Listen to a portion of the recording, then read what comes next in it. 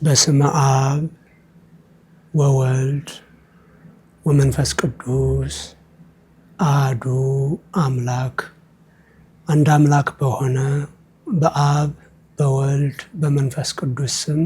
በመላው ዓለም የምትኖሩ ኦርቶዶክሳውያን በሰሜን አሜሪካ በኢትዮጵያ ኦርቶዶክስ ተዋሕዶ ቤተክርስቲያን በኦሃዮና አካባቢው ሀገረ ስብከት ስር የሚገኘው ደብረ ገነት ቅዱስ ሚካኤል ቤተክርስቲያን ቀደም ሲል እንደሚታወቀው የሕዝቡን ቁጥር ያገናዘበ የትውልዱን ፍላጎት ያካተተ አልነበረም። በመጠኑ ቤተክርስቲያኑ ጠባብ ነው።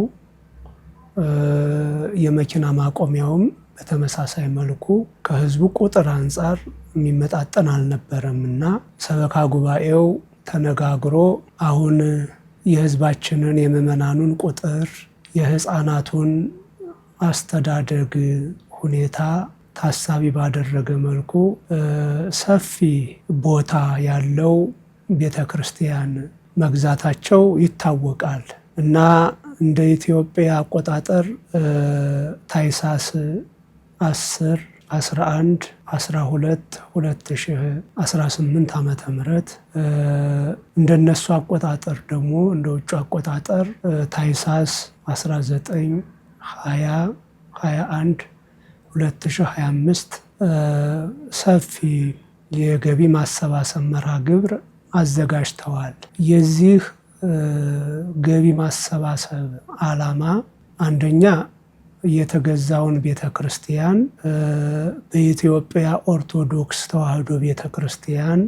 ቀኖና መሰረት ማደራጀት እንዲቻል፣ በመቀጠልም እንደሚታወቀው በውጩ ዓለም ያሉ ልጆቻችን የሚኖሩት ከተለያየ ወግ፣ ባህል፣ ልማድ ካለው ማህበረሰብ ጋር ነው የሚኖሩት። እንደ ኢትዮጵያውያን አስተዳደግ እንደ ኢትዮጵያ ኦርቶዶክስ ተዋሕዶ ቤተ ክርስቲያን ስርዓትና ደንብ ለማሳደግ የሚያስችል ሲስተም መዘርጋት ካልተቻለ የሚቀራመታቸው ብዙ ነውና ከአምልኮቱ ስፍራ ባሻገር ሰንበት ትምህርት ቤትን እንደ ልጆቹ ፍላጎት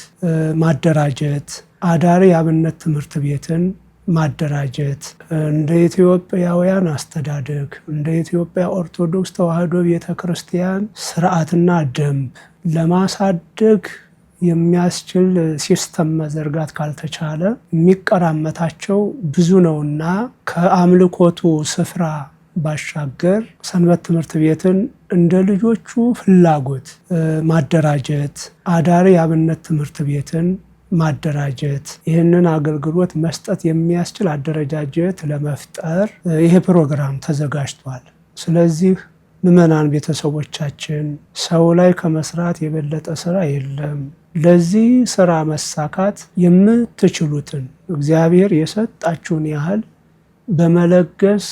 ሃይማኖታዊ ኦርቶዶክሳዊ ግዴታችሁን እንድትወጡ በቤተ ክርስቲያናችን ስም እናሳስባችኋለን።